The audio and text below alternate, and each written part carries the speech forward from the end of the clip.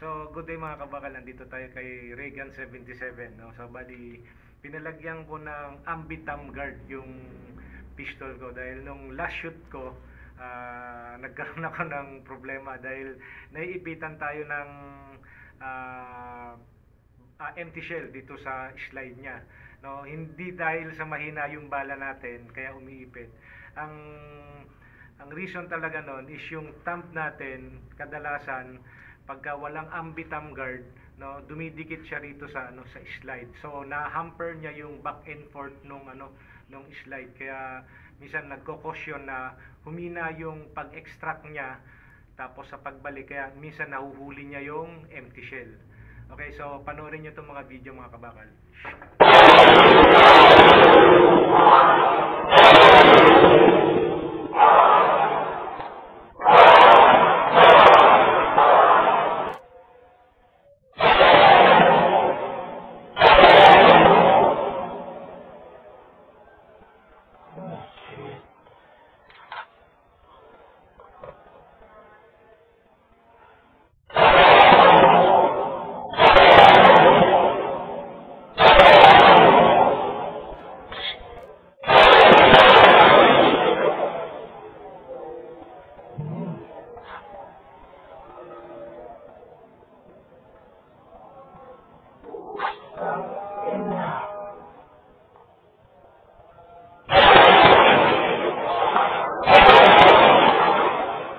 Mga kabakal, napanood yung video. So yun yung pwedeng maging cause na pagka wala kayong ambitam guard.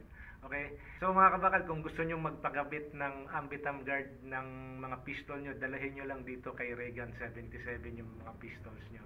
Kung nagustuhan nyo rin itong maiksing video ko, please do like and share mga kabakal.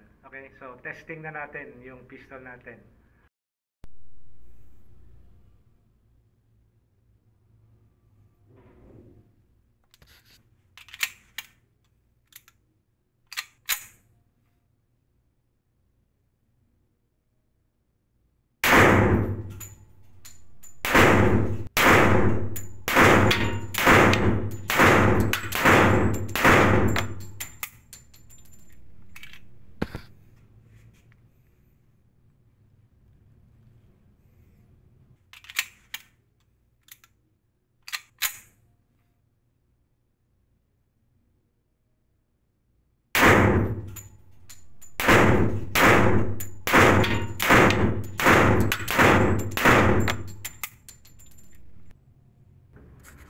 Okay, so tapos na natin na i-testing.